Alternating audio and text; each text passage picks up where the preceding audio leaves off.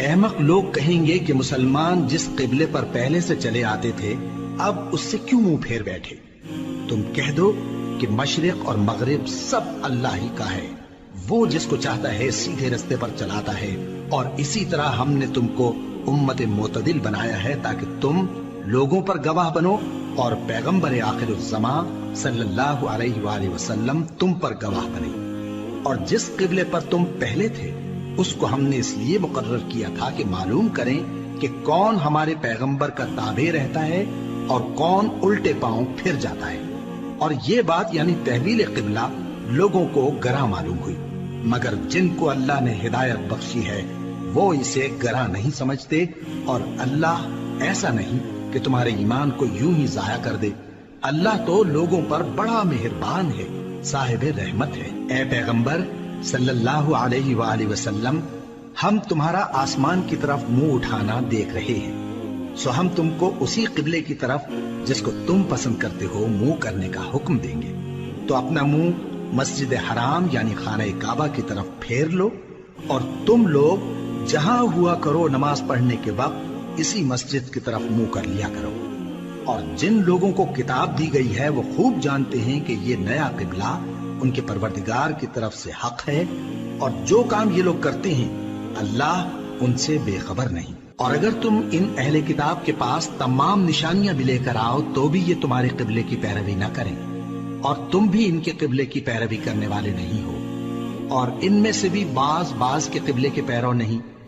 اور اگر تم باوجود اس کے کہ تمہارے پاس علم یعنی اللہ کا حکم آ چکا ہے ان کی خواہشوں کے پیچھے چلو گے تو ظالموں میں ہو جاؤ گے۔ جن لوگوں کو ہم نے کتاب دی ہے وہ ان پیغمبر آخر الزمان صلی اللہ علیہ وآلہ وسلم کو اس طرح پہچانتے ہیں جس طرح اپنے بیٹوں کو پہچانا کرتے ہیں، مگر ایک فریق ان میں سے سچی بات کو جان بوجھ کر چھپا رہا ہے۔ اے پیغمبر صلی اللہ علیہ وآلہ وسلم، یہ نیا قبلہ تمہارے پروردگار کی طرف سے حق ہے، تو تم ہرگز شک کرنے والوں میں نہ ہونا، اور ہر ایک شخص کے لیے ایک سمت مقرر ہے جدھر وہ عبادت کے وقت منہ کیا کرتا ہے، تو تم نیکیوں میں سبقت حاصل کرو۔ تم جہاں ہوگے اللہ تم سب کو جمع کرے گا، بے شک اللہ ہر چیز پر قادر ہے۔ اور تم جہاں سے نکلو نماز میں اپنا منہ مسجد حرام کی طرف کر لیا کرو، بے شبہ یہ تمہارے پروردگار کی طرف سے حق ہے، اور تم لوگ جو کچھ کرتے ہو اللہ اس سے بے خبر نہیں۔ اور تم جہاں سے نکلو مسجد حرام کی طرف منہ کر کے نماز پڑھا کرو، اور مسلمانوں تم جہاں ہوا کرو اسی مسجد کی طرف رخ کیا کرو۔ یہ تاکید اس لیے کی گئی ہے کہ لوگ تم کو کسی طرح کا الزام نہ دے سکیں، مگر ان میں سے جو ظالم ہیں وہ الزام دیں تو دیں، سو ان سے مت ڈرنا اور مجھی سے ڈرتے رہنا، اور یہ بھی مقصود ہے کہ میں تم کو اپنی تمام نعمتیں بخشوں، اور یہ بھی کہ تم راہ راست پر چلو۔ جس طرح من جملہ اور نعمتوں کے ہم نے تمہیں میں سے ایک رسول بھیجے ہیں جو تم کو ہماری آیتیں پڑھ پڑھ کر سناتے اور تمہیں پاک بناتے، اور کتاب یعنی قرآن اور دانائی سکھاتے ہیں، اور ایسی باتیں بتاتے ہیں جو تم پہلے نہیں جانتے تھے، سو تم مجھے یاد کیا کرو، میں تمہیں یاد کیا کروں گا، اور میرا احسان مانتے رہنا اور میری ناشکری نہ کرنا۔ اے ایمان والو، صبر اور نماز سے مدد لیا کرو، بے شک اللہ صبر کرنے والوں کے ساتھ ہے۔ اور جو لوگ اللہ کی راہ میں مارے جائیں ان کی نسبت یہ نہ کہنا کہ وہ مرے ہوئے ہیں، وہ مردہ نہیں بلکہ زندہ ہیں، لیکن تم کو شعور نہیں۔ اور ہم کسی قدر خوف اور بھوک اور مال اور جانوں اور میووں کے نقصان سے تمہاری آزمائش کریں گے، اور صبر کرنے والوں کو بشارت سنا دو کہ ان لوگوں پر جب کوئی مصیبت واقع ہوتی ہے تو کہتے ہیں کہ ہم اللہ ہی کا مال ہیں اور اسی کی طرف لوٹ کر جانے والے ہیں۔ یہی لوگ ہیں جن پر ان کے پروردگار کی عنایتیں ہیں اور خصوصی رحمت بھی ہے، اور یہی سیدھے رستے پر ہے۔ بے شک کوہ صفا اور مروہ اللہ کی نشانیوں میں سے ہیں، تو جو شخص خانہ کعبہ کا حج یا عمرہ کرے اس پر کچھ گناہ نہیں کہ دونوں کے درمیان چکر لگائے، بلکہ یہ ایک نیک کام ہے، اور جو کوئی نیک کام کرے تو اللہ قدردان ہے، دانا ہے۔ جو لوگ ہمارے حکموں اور ہدایتوں کو جو ہم نے نازل کی ہے کسی غرض فاسد سے چھپاتے ہیں، باوجود کہ ہم نے ان کو لوگوں کے سمجھانے کے لیے اپنی کتاب میں کھول کھول کر بیان کر دیا ہے۔ ایسوں پر اللہ اور تمام لعنت کرنے والے لعنت کرتے ہیں۔ ہاں، جو توبہ کرتے ہیں اور اپنی حالت درست کر لیتے ہیں اور احکام الہی کو صاف صاف بیان کر دیتے ہیں تو میں ان کے قصور معاف کر دیتا ہوں، اور میں بڑا معاف کرنے والا بڑا مہربان ہوں۔ جو لوگ کافر ہوئے اور کافر ہی مرے، ایسوں پر اللہ کی اور فرشتوں کی اور انسانوں کی سب کی لعنت، وہ ہمیشہ اسی لعنت میں گرفتار رہیں گے۔ ان سے نہ تو عذاب ہلکا ہی کیا جائے گا اور نہ انہیں کچھ مہلت ملے گی۔ اور لوگوں، تمہارا معبود ایک ہی معبود ہے، اس بڑے مہربان اور رحم والے کے سوا کوئی عبادت کے لائق نہیں۔ بے شک آسمانوں اور زمین کے پیدا کرنے میں اور رات اور دن کے ایک دوسرے کے پیچھے آنے جانے میں اور کشتیوں اور جہازوں میں جو سمندر میں لوگوں کے فائدے کے لیے روا ہیں، اور میں جس کو اللہ آسمان سے برساتا اور اس سے زمین کو اس کے مردہ ہو جانے کے بعد زندہ یعنی خشک ہو جانے کے بعد سرسبز کر دیتا ہے، اور زمین پر ہر قسم کے جانور پھیلانے میں اور ہواؤں کے چلانے میں اور بادلوں میں جو آسمان اور زمین کے درمیان گھرے رہتے ہیں، عقل مندوں کے لیے اللہ کی قدرت کی نشانیاں ہیں۔ اور بعض لوگ ایسے ہیں جو غیر اللہ کو اللہ کا شریک بناتے اور ان سے اللہ کی سی محبت کرتے ہیں، لیکن جو ایمان والے ہیں وہ تو اللہ ہی کے سب سے زیادہ دوستدار ہیں۔ اور اے کاش ظالم لوگ جو بات عذاب کے وقت دیکھیں گے اب دیکھ لیتے کہ سب طرح کی طاقت اللہ ہی کو ہے، اور یہ کہ اللہ سخت عذاب کرنے والا ہے۔ اس دن کفر کے پیشوا اپنے پیروں سے بیزاری ظاہر کریں گے اور دونوں عذاب الہی دیکھ لیں گے اور ان کے آپس کے تعلقات منقطع ہو جائیں گے۔ یہ حال دیکھ کر پیروی کرنے والے حسرت سے کہیں گے کہ اے کاش ہمیں پھر دنیا میں جانا نصیب ہو، تاکہ جس طرح یہ ہم سے بیزار ہو رہے ہیں اسی طرح ہم بھی ان سے بیزار ہوں۔ اس طرح اللہ ان کے اعمال حسرت بنا کر دکھائے گا اور وہ دوزخ سے نکل نہیں سکیں گے۔ لوگوں، جو چیزیں زمین میں حلال طیب ہیں وہ کھاؤ، اور شیطان کے قدموں پر نہ چلو، وہ تمہارا کھلا دشمن ہے۔ وہ تو تم کو برائی اور بے حیائی ہی کے کام کرنے کو کہتا ہے، اور یہ بھی کہ اللہ کی نسبت ایسی باتیں کہو جن کا تمہیں کچھ بھی علم نہیں۔ اور جب ان لوگوں سے کہا جاتا ہے کہ جو کتاب اللہ نے نازل فرمائی ہے اس کی پیروی کرو، تو کہتے ہیں نہیں، بلکہ ہم تو اسی چیز کی پیروی کریں گے جس پر ہم نے اپنے باپ دادا کو پایا۔ بھلا اگرچہ ان کے باپ دادا نہ کچھ سمجھتے ہوں اور نہ سیدھے راستے پر ہوں، تب بھی وہ انہی کی تقلید کیے جائیں گے۔ جو لوگ کافر ہیں ان کی مثال اس شخص کی سی ہے جو کسی ایسی چیز کو آواز دے جو پکار اور آواز کے سوا کچھ سن نہ سکے۔ یہ بہرے ہیں، گونگے ہیں، اندھے ہیں کہ کچھ سمجھ ہی نہیں سکتے۔ اے اہل ایمان، جو پاکیزہ چیزیں ہم نے تم کو عطا فرمائی ہیں ان کو کھاؤ، اور اگر اللہ ہی کے بندے ہو تو اس کی نعمتوں کا شکر بھی ادا کرو۔ اس نے تو تم پر بس مرا ہوا جانور اور لہو اور سور کا گوشت اور جس چیز پر اللہ کے سوا کسی اور کا نام پکارا جائے حرام کر دیا ہے۔ ہاں، جو مجبور ہو جائے بشرطے کہ اللہ کی نافرمانی نہ کرے اور حد ضرورت سے باہر نہ نکل جائے، اس پر کچھ گناہ نہیں۔ بے شک اللہ بخشنے والا ہے، رحم کرنے والا ہے۔ جو لوگ اللہ کی کتاب سے ان آیتوں اور ہدایتوں کو جو اس نے نازل فرمائی ہیں چھپاتے اور ان کے بدلے تھوڑی سی قیمت یعنی دنیاوی منفعت حاصل کرتے ہیں، وہ اپنے پیٹوں میں محض آگ بھرتے ہیں۔ ایسے لوگوں سے اللہ قیامت کے دن نہ کلام کرے گا اور نہ ان کو گناہوں سے پاک کرے گا، اور ان کے لیے دکھ دینے والا عذاب ہے۔ یہ وہ لوگ ہیں جنہوں نے ہدایت چھوڑ کر گمراہی اور بخشش چھوڑ کر عذاب خرید لیا۔ یہ آتش جہنم کی کیسی برداشت کرنے والے ہیں۔ یہ اس لیے کہ اللہ نے کتاب سچائی کے ساتھ نازل فرمائی، اور جن لوگوں نے اس کتاب میں اختلاف کیا وہ ضد میں آ کر نیکی سے دور ہو گئے ہیں۔ نیکی یہی نہیں کہ تم مشرق و مغرب کو قبلہ سمجھ کر ان کی طرف منہ کر لو، بلکہ نیکی یہ ہے کہ لوگ اللہ پر اور روز آخر پر اور فرشتوں پر اور اللہ کی کتاب پر اور پیغمبروں پر ایمان لائیں، اور مال باوجود عزیز رکھنے کے رشتہ داروں اور یتیموں اور محتاجوں اور مسافروں اور مانگنے والوں کو دیں۔ اور گردنوں کے چھڑانے میں خرچ کریں اور نماز پڑھیں اور زکات دیں اور جب عہد کر لیں تو اس کو پورا کریں اور سختی اور تکلیف میں اور جنگ کے وقت ثابت قدم رہیں۔ یہی لوگ ہیں جو ایمان میں سچے ہیں اور یہی ہیں جو اللہ سے ڈرنے والے ہیں۔ مومنوں، تم کو مقتولوں کے بارے میں قصاص یعنی خون کے بدلے خون کا حکم دیا جاتا ہے، اس طرح پر کہ آزاد کے بدلے آزاد مارا جائے اور غلام کے بدلے غلام اور عورت کے بدلے عورت۔ اور اگر قاتل کو اس کے مقتول بھائی کے قصاص میں سے کچھ معاف کر دیا جائے تو وارث مقتول کو پسندیدہ طریق سے قرارداد کی پیروی یعنی مطالبہ خون بہا کرنا اور قاتل کو خوشخوئی کے ساتھ ادا کرنا چاہیے۔ یہ تمہارے پروردگار کی طرف سے تمہارے لیے آسانی اور مہربانی ہے۔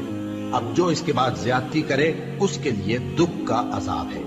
اور اے اہل عقل، حکم قصاص میں تمہاری زندگانی ہے کہ تم قتل و خونریزی سے بچو۔ تم پر فرض کیا جاتا ہے کہ جب تم میں سے کسی کو موت کا وقت آ جائے تو اگر وہ کچھ مال چھوڑ جانے والا ہو تو ماں باپ اور رشتہ داروں کے لیے دستور کے مطابق وصیت کر جائے۔ اللہ سے ڈرنے والوں پر یہ ایک حق ہے۔ پھر جو شخص وصیت کو سننے کے بعد اس کو بدل ڈالے تو اس کے بدلنے کا گناہ انہی لوگوں پر ہے جو اس کو بدلے، اور بے شک اللہ سنتا جانتا ہے۔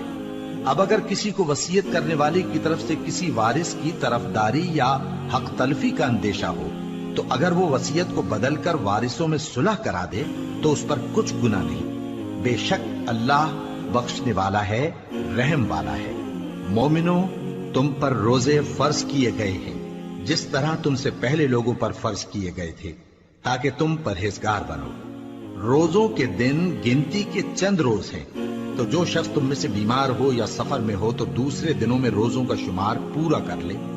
اور جو لوگ روزہ رکھنے کی طاقت رکھیں لیکن رکھیں نہیں، وہ روزے کے بدلے محتاج کو کھانا کھلا دیں۔ اور جو کوئی اپنی مرضی سے زیادہ نیکی کرے تو اس کے حق میں زیادہ اچھا ہے، اور اگر سمجھو تو روزہ رکھنا ہی تمہارے حق میں بہتر ہے۔ روزوں کا مہینہ رمضان کا مہینہ ہے جس میں قرآن اول نازل ہوا، جو لوگوں کا رہنما ہے اور جس میں ہدایت کی کھلی نشانیاں ہیں اور جو حق و باطل کو الگ الگ کرنے والا ہے۔ تو جو کوئی تم میں سے اس مہینے میں موجود ہو چاہیے کہ پورے مہینے کے روزے رکھے، اور جو بیمار ہو یا سفر میں ہو تو دوسرے دنوں میں روزے رکھ کر ان کا شمار پورا کر لے۔ اللہ تمہارے حق میں آسانی چاہتا ہے اور سختی نہیں چاہتا، اور یہ آسانی کا حکم اس لیے دیا گیا ہے کہ تم روزوں کا شمار پورا کر لو، اور اس احسان کے بدلے کہ اللہ نے تم کو ہدایت بخشی ہے تم اس کو بزرگی سے یاد کرو اور اس کا شکر کرو۔ اور اے پیغمبر، جب تم سے میرے بندے میرے بارے میں دریافت کریں تو انہیں معلوم ہو کہ میں تو تمہارے پاس ہی ہوں۔ جب کوئی پکارنے والا مجھے پکارتا ہے تو میں اس کی دعا قبول کرتا ہوں۔ تو ان کو چاہیے کہ میرے حکموں کو مانیں اور مجھ پر ایمان رکھیں تاکہ نیک رستہ پائیں۔ روزوں کی راتوں میں تمہارے لیے اپنی عورتوں کے پاس جانا جائز کر دیا گیا ہے۔ وہ تمہاری پوشاک ہیں اور تم ان کی پوشاک ہو۔ اللہ کو معلوم ہے کہ تم ان کے پاس جانے سے اپنے حق میں خیانت کرتے تھے، سو اس نے تم پر مہربانی کی اور تمہاری حرکات سے درگزر فرمائی۔ تو اب تم کو اختیار ہے کہ ان سے مباشرت کرو، اور اللہ نے جو چیز تمہارے لیے لکھ رکھی ہے یعنی اولاد، اس کو اللہ سے طلب کرو اور کھاؤ اور پیو یہاں تک کہ صبح کی سفید دھاری رات کی سیاہ دھاری سے الگ نظر آنے لگے۔ پھر روزہ رکھ کر رات تک پورا کرو، اور جب تم مسجدوں میں اعتکاف بیٹھتے ہو تو ان سے مباشرت نہ کرو، یہ اللہ کی حدیں ہیں، ان کے پاس نہ جانا۔ اسی طرح اللہ اپنی آیتیں لوگوں کے سمجھانے کے لیے کھول کھول کر بیان فرماتا ہے تاکہ وہ پرہیزگار بنے۔ اور آپس میں ایک دوسرے کا مال ناحق نہ کھاؤ اور نہ اس کو رشوتاً حاکموں کے پاس پہنچاؤ تاکہ لوگوں کے مال کا کچھ حصہ ناجائز طور پر کھا جاؤ، اور اسے تم جانتے بھی ہو۔ اے پیغمبر، لوگ تم سے نئے چاند کے بارے میں دریافت کرتے ہیں کہ گھٹتا بڑھتا کیوں ہے۔ کہہ دو کہ وہ لوگوں کے کاموں کی میعادیں اور حج کے وقت معلوم ہونے کا ذریعہ ہے، اور نیکی اس بات میں نہیں کہ احرام کی حالت میں گھروں میں ان کے پچھواڑے کی طرف سے آؤ، بلکہ نیکوکار وہ ہے جو پرہیزگار ہو، اور گھروں میں ان کے دروازوں سے آیا کرو اور اللہ سے ڈرتے رہو تاکہ کامیاب ہو جاؤ۔ اور جو لوگ تم سے لڑتے ہیں تم بھی اللہ کی راہ میں ان سے لڑو، مگر زیادتی نہ کرنا کہ اللہ زیادتی کرنے والوں کو دوست نہیں رکھتا، اور ان کو جہاں پاؤ قتل کر دو، اور جہاں سے انہوں نے تم کو نکالا ہے یعنی مکے سے، وہاں سے تم بھی ان کو نکال دو۔ اور دین سے گمراہ کرنے کا فساد قتل و خونریزی سے کہیں بڑھ کر ہے، اور جب تک وہ تم سے مسجد حرام یعنی خانہ کعبہ کے پاس نہ لڑیں تم بھی وہاں ان سے نہ لڑنا۔ ہاں اگر وہ تم سے لڑیں تو تم ان کو قتل کر ڈالو، کافروں کی یہی سزا ہے۔ پھر اگر وہ باز آ جائیں تو اللہ بخشنے والا ہے، رحم کرنے والا ہے۔ اور ان سے اس وقت تک لڑتے رہنا کہ فساد نابود ہو جائے اور ملک میں اللہ ہی کا دین غالب ہو جائے۔ پھر اگر وہ فساد سے باز آ جائیں تو ظالموں کے سوا کسی پر زیادتی نہیں کرنی چاہیے۔ ادب کا مہینہ ادب کے مہینے کے مقابل ہے، اور ادب کی چیزیں ایک دوسرے کا بدلہ ہیں۔ بس اگر کوئی تم پر زیادتی کرے تو جیسی زیادتی وہ تم پر کرے ویسے ہی تم اس پر کرو، اور اللہ سے ڈرتے رہو اور جان رکھو کہ اللہ ڈرنے والوں کے ساتھ ہے۔ اور اللہ کی راہ میں مال خرچ کرو اور اپنے آپ کو ہلاکت میں نہ ڈالو، اور نیکی کرو، بے شک اللہ نیکی کرنے والوں کو دوست رکھتا ہے۔ اور اللہ کی خوشنودی کے لیے حج اور عمرے کو پورا کرو، اور اگر راستے میں روک لیے جاؤ تو جیسی قربانی میسر ہو کر دو، اور جب تک قربانی اپنے مقام پر نہ پہنچ جائے سر نہ منڈاؤ۔ اور اگر کوئی تم میں بیمار ہو یا اس کے سر میں کسی طرح کی تکلیف ہو تو اگر وہ سر منڈا لے تو اس کے بدلے روزے رکھے یا صدقہ دے یا قربانی کرے۔ پھر جب تکلیف دور ہو کر تم مطمئن ہو جاؤ تو جو تم میں حج کے وقت تک عمرے سے فائدہ اٹھانا چاہے وہ جیسی قربانی میسر ہو کرے، اور جس کو قربانی نہ ملے وہ 3 روزے ایام حج میں رکھے اور 7 جب واپس ہو، یہ پورے 10 ہوئے۔ یہ حکم اس شخص کے لیے ہے جس کے اہل و عیال مکے میں نہ رہتے ہوں۔ اور اللہ سے ڈرتے رہو اور جان رکھو کہ اللہ سخت عذاب دینے والا ہے۔ حج کے مہینے معین ہیں جو معلوم ہیں، تو جو شخص ان مہینوں میں حج کی نیت کر لے تو حج کے دنوں میں نہ عورتوں سے اختلاط کرے، نہ کوئی برا کام کرے اور نہ کسی سے جھگڑے۔ اور جو نیک کام تم کرو گے وہ اللہ کو معلوم ہو جائے گا۔ اور زاد راہ یعنی رستے کا خرچ ساتھ لے جاؤ، کیونکہ بہترین زاد راہ پرہیزگاری ہے۔ اور اے اہل عقل مجھی سے ڈرتے رہو، اس کا تمہیں کچھ گناہ نہیں کہ حج کے دنوں میں بذریعہ تجارت اپنے پروردگار سے روزی طلب کرو۔ اور جب عرفات سے واپس ہونے لگو تو مشعر حرام یعنی مزدلفہ میں اللہ کا ذکر کرو، اور اس طرح ذکر کرو جس طرح اس نے تم کو سکھایا، اور اس سے پیشتر تم لوگ ان طریقوں سے محض ناواقف تھے۔ پھر جہاں سے اور لوگ واپس ہوں وہیں سے تم بھی واپس ہو، اور اللہ سے بخشش مانگو، بے شک اللہ بخشنے والا ہے، رحمت کرنے والا ہے۔ پھر جب حج کے تمام ارکان پورے کر چکو تو مینا میں اللہ کو یاد کرو جس طرح اپنے باپ دادا کو یاد کیا کرتے تھے، بلکہ اس سے بھی زیادہ۔ اور بعض لوگ ایسے ہیں جو اللہ سے التجا کرتے ہیں کہ اے پروردگار ہم کو جو دینا ہے دنیا ہی میں دے دے، اور ایسے لوگوں کا آخرت میں کچھ حصہ نہیں۔ اور بعض ایسے ہیں کہ دعا کرتے ہیں کہ پروردگار ہم کو دنیا میں بھی نعمت عطا فرما اور آخرت میں بھی نعمت بخشیو اور دوزخ کے عذاب سے محفوظ رکھیو۔ یہی لوگ ہیں جن کے لیے ان کے کاموں کا حصہ یعنی اجر نیک تیار ہے، اور اللہ جلد حساب لینے والا ہے۔ اور قیام منا کے دنوں میں جو گنتی کے دن ہیں اللہ کو یاد کرو۔ اگر کوئی جلدی کرے اور 2 ہی دن میں چل دے تو اس پر بھی کچھ گناہ نہیں، اور جو بات تک ٹھہرا رہے اس پر بھی کچھ گناہ نہیں۔ یہ باتیں اس شخص کے لیے ہیں جو اللہ سے ڈرے، اور تم لوگ اللہ سے ڈرتے رہو اور جان رکھو کہ تم سب اس کے پاس جمع کیے جاؤ گے۔ اور کوئی شخص تو ایسا ہے جس کی گفتگو دنیا کی زندگی میں تم کو دلکش معلوم ہوتی ہے، اور وہ اپنے معافی ضمیر پر یعنی اس بات پر جو اس کے دل میں ہے اللہ کو گواہ بناتا ہے، حالانکہ وہ سخت جھگڑالو ہے۔ اور جب پیٹ پھیر کر چلا جاتا ہے تو زمین میں دوڑتا پھرتا ہے تاکہ اس میں فتنہ انگیزی کرے اور کھیتی کو برباد اور انسانوں اور حیوانوں کی نسل کو نابود کر دے، اور اللہ فتنہ انگیزی کو پسند نہیں کرتا۔ اور جب اس سے کہا جاتا ہے کہ اللہ سے خوف کر تو غرور اس کو گناہ میں پھنسا دیتا ہے، سو اس کو جہنم کافی ہے اور وہ بہت برا ٹھکانہ ہے۔ اور کوئی شخص ایسا ہے کہ اللہ کی خوشنودی حاصل کرنے کے لیے اپنی جان بیچ ڈالتا ہے، اور اللہ بندوں پر بہت مہربان ہے۔ مومنو، اسلام میں پورے داخل ہو جاؤ اور شیطان کے پیچھے نہ چلو، وہ تو تمہارا کھلا دشمن ہے۔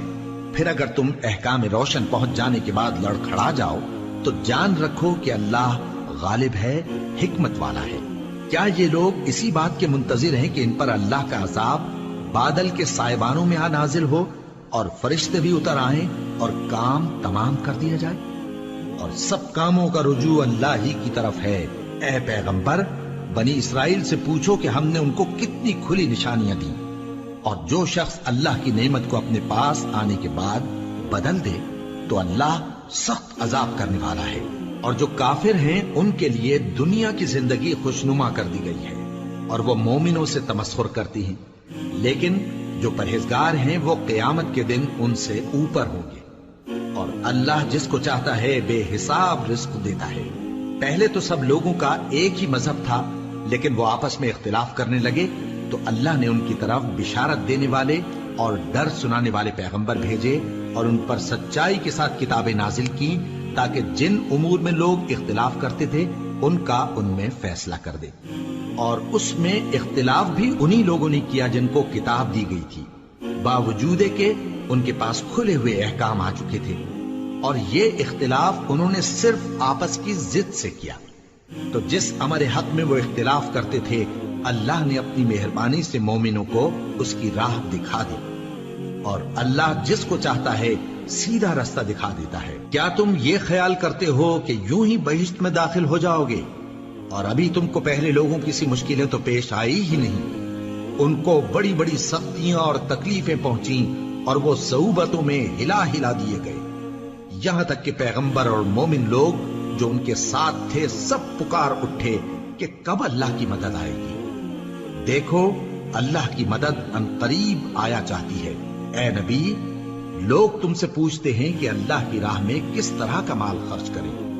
کہہ دو کہ جو چاہو خرچ کرو، لیکن جو مال خرچ کرنا چاہو وہ درجہ بدرجہ اہل استحقاق یعنی ماں باپ کو اور قریب کے رشتہ داروں کو اور یتیموں کو اور محتاجوں کو اور مسافروں کو سب کو دو، اور جو بھلائی تم کرو گے اللہ اس کو جانتا ہے۔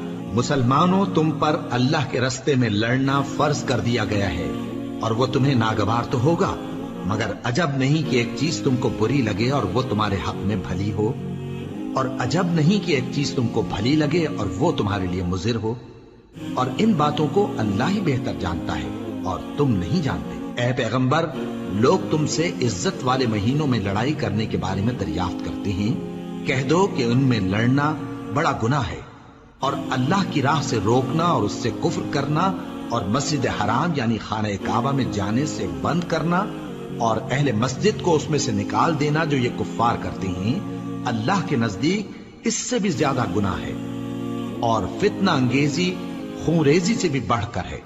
اور یہ لوگ ہمیشہ تم سے لڑتے رہیں گے، یہاں تک کہ اگر مقدور رکھیں تو تم کو تمہارے دین سے پھیر دیں، اور جو کوئی تم میں سے اپنے دین سے پھر کر کافر ہو جائے گا اور کافر ہی مرے گا تو ایسے لوگوں کے اعمال دنیا اور آخرت دونوں میں برباد ہو جائیں گے، اور یہی لوگ دوزخ میں جانے والے ہیں جس میں ہمیشہ رہیں گے۔ جو لوگ ایمان لائے اور اللہ کے لیے وطن چھوڑ گئے اور کفار سے جنگ کرتے رہے وہی اللہ کی رحمت کے امیدوار ہیں، اور اللہ بخشنے والا ہے، رحمت کرنے والا ہے۔ اے پیغمبر، لوگ تم سے شراب اور جوئے کا حکم دریافت کرتے ہیں، کہہ دو کہ ان میں گناہ بڑے ہیں اور لوگوں کے لیے کچھ فائدے بھی ہیں، مگر ان کے گناہ فائدوں سے کہیں زیادہ ہیں۔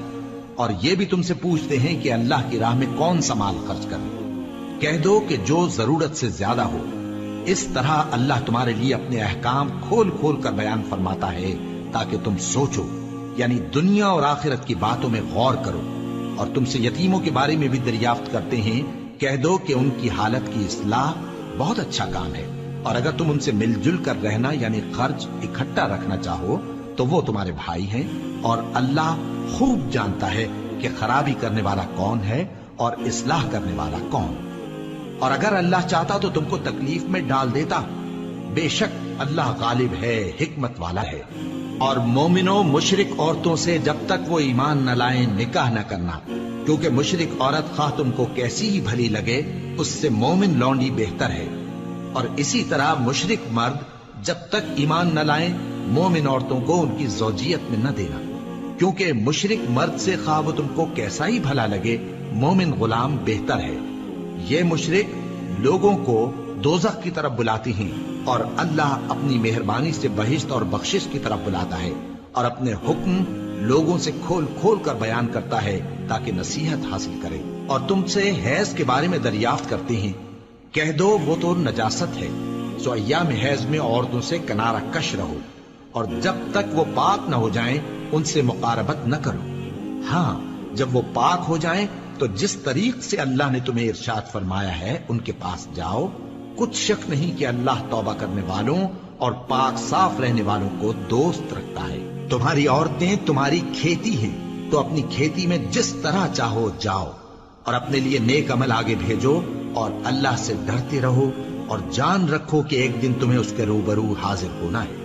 اور اے پیغمبر، ایمان والوں کو بشارت سنا دو، اور اللہ کے نام کو اس بات کا ہیلا نہ بنانا کہ اس کی قسمیں کھا کھا کر سلوک کرنے اور پرہیزگاری کرنے اور لوگوں میں صلح و سازگاری کرانے سے رک جاؤ، اور اللہ سب کچھ سنتا ہے، جانتا ہے۔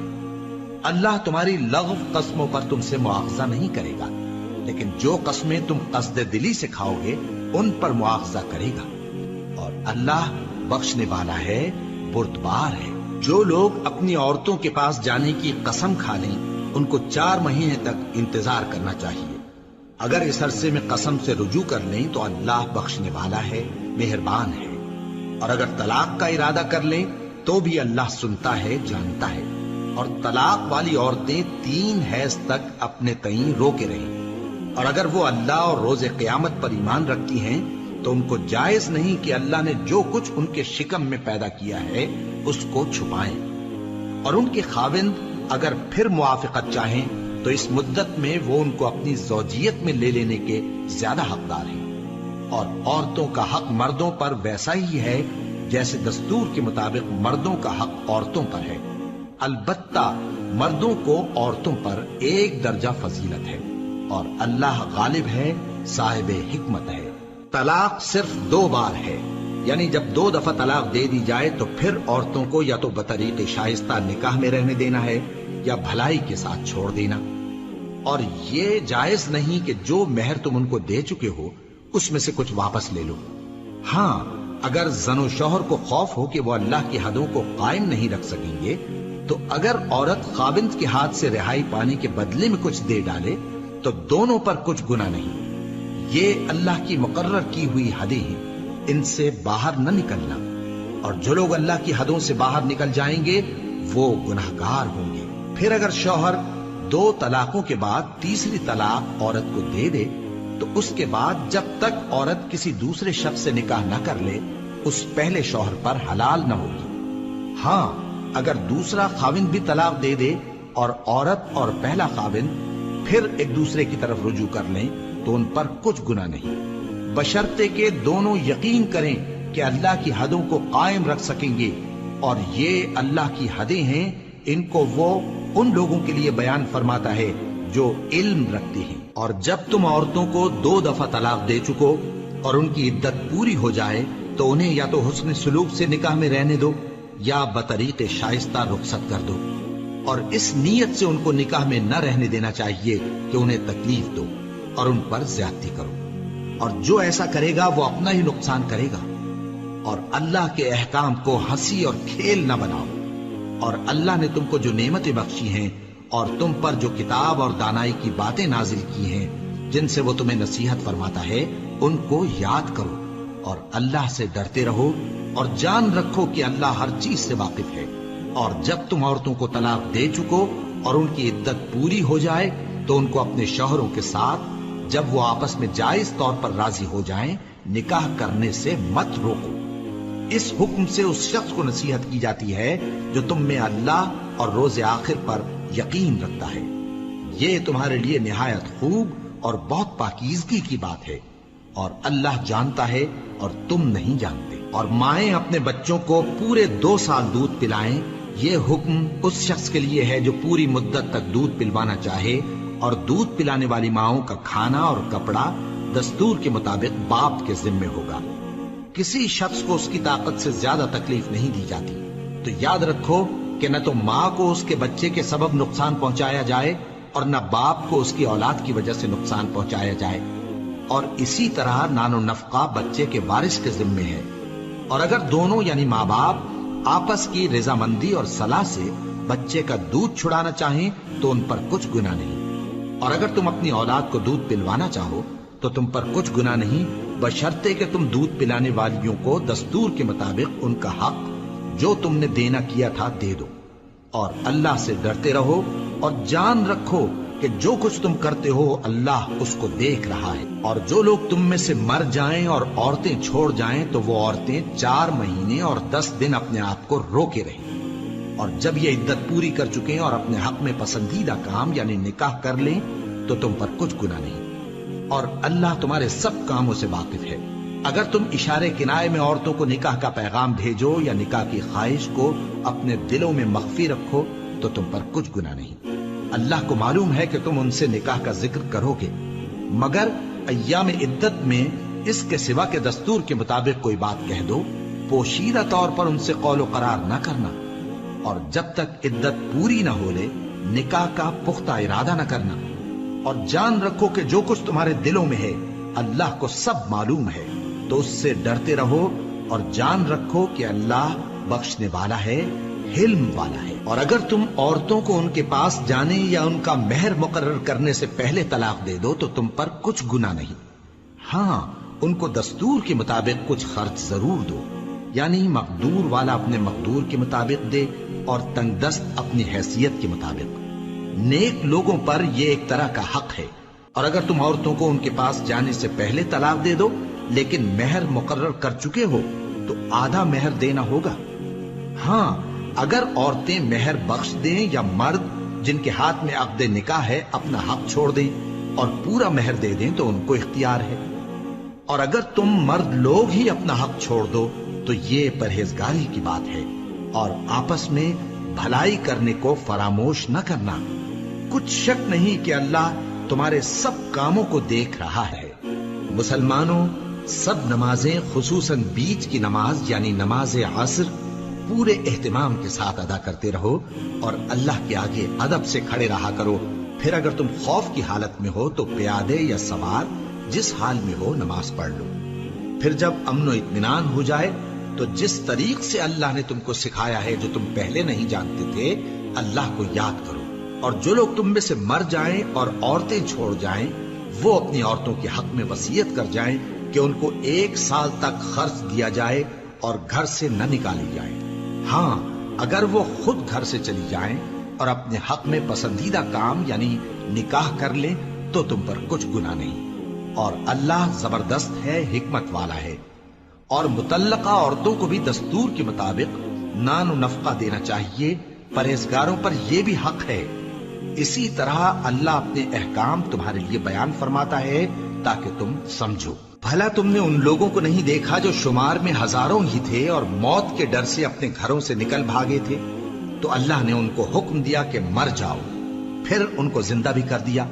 کچھ شک نہیں کہ اللہ لوگوں پر مہربانی رکھتا ہے، لیکن اکثر لوگ شکر نہیں کرتے۔ اور مسلمانوں، اللہ کی راہ میں جہاد کرو اور جان رکھو کہ اللہ سب کچھ سنتا ہے، سب کچھ جانتا ہے۔ کون ہے کہ اللہ کو قرض حسنہ دے کہ وہ اس کے بدلے اس کو کئی گنا زیادہ دے گا، اور اللہ ہی روزی کو تنگ کرتا اور وہی اسے کشادہ کرتا ہے، اور تم اسی کی طرف لوٹ کر جاؤ گے۔ بھلا تم نے بنی اسرائیل کی ایک جماعت کو نہیں دیکھا جس نے موسیٰ کے بعد اپنے پیغمبر سے کہا کہ آپ ہمارے لیے ایک بادشاہ مقرر کر دیں تاکہ ہم اللہ کی راہ میں جہاد کریں؟ پیغمبر نے کہا کہ اگر تم کو جہاد کا حکم دیا جائے تو ایسا تو نہیں کہ لڑنے سے پہلو تہی کرو۔ وہ کہنے لگے کہ ہم اللہ کی راہ میں کیوں نہ لڑیں گے جبکہ ہم وطن سے خارج اور بال بچوں سے جدا کر دیے گئے۔ پھر جب ان کو جہاد کا حکم دیا گیا تو چند اشخاص کے سوا سب پھر گئے، اور اللہ ظالموں سے خوب واقف ہے۔ اور پیغمبر نے ان سے یہ بھی کہا کہ اللہ نے تم پر طالوت کو بادشاہ مقرر فرمایا ہے، وہ بولے کہ اسے ہم پر بادشاہی کا حق کیوں کر ہو سکتا ہے؟ اس سے بڑھ کر بادشاہی کے مستحق تو ہم ہیں، اور اس کے پاس تو بہت سی دولت بھی نہیں۔ پیغمبر نے کہا کہ اللہ نے اس کو تم پر فضیلت دی ہے اور بادشاہی کے لیے منتخب فرمایا ہے۔ اس نے اسے علم بھی بہت سا بخشا ہے اور تن و توش بھی بڑا عطا کیا ہے، اور اللہ کو اختیار ہے جسے چاہے بادشاہی بخشے، وہ بڑا کشائش والا ہے، دانا ہے۔ اور پیغمبر نے ان سے کہا کہ ان کی یعنی طالوت کی بادشاہی کی نشانی یہ ہے کہ تمہارے پاس وہ صندوق آئے گا جس کو فرشتے اٹھائے ہوئے ہوں گے، اس میں تمہارے پروردگار کی طرف سے تسلی بخشنے والی چیز ہوگی اور کچھ اور چیزیں بھی ہوں گی جو موسیٰ اور ہارون چھوڑ گئے تھے۔ اگر تم ایمان رکھتے ہو تو یہ تمہارے لیے ایک بڑی نشانی ہے۔ غرض جب طالوت فوجیں لے کر روانہ ہوا تو اس نے ان سے کہا کہ اللہ ایک نہر سے تمہاری آزمائش کرنے والا ہے، جو شخص اس میں سے پانی پی لے گا اس کی نسبت تصور کیا جائے گا کہ وہ میرا نہیں، اور جو نہ پیے گا وہ سمجھا جائے گا کہ میرا ہے۔ ہاں اگر کوئی ہاتھ سے چلو بھر پانی لے لے تو خیر۔ جب وہ لوگ نہر پر پہنچے تو چند آدمیوں کے سوا سب نے پانی پی لیا۔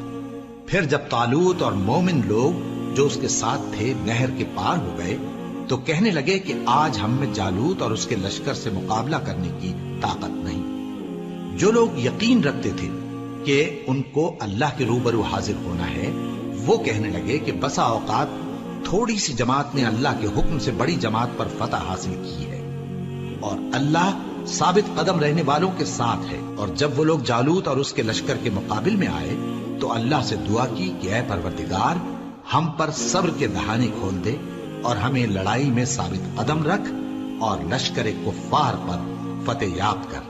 تو طالوت کی فوج نے اللہ کے حکم سے ان کو شکست دے دی، اور داؤد نے جالوت کو قتل کر ڈالا، اور اللہ نے ان کو بادشاہی اور دانائی بخشی اور جو کچھ چاہا سکھایا۔ اور اگر اللہ لوگوں کو ایک دوسرے پر چڑھائی اور حملہ کرنے سے نہ ہٹاتا رہتا تو کرۂ ارض تباہ ہو جاتا، لیکن اللہ اہل عالم پر بڑا مہربان ہے۔ یہ اللہ کی آیتیں ہیں جو ہم تم کو سچائی کے ساتھ پڑھ کر سناتے ہیں، اور اے محمد صلی اللہ علیہ وآلہ وسلم، تم بلا شبہ پیغمبروں میں سے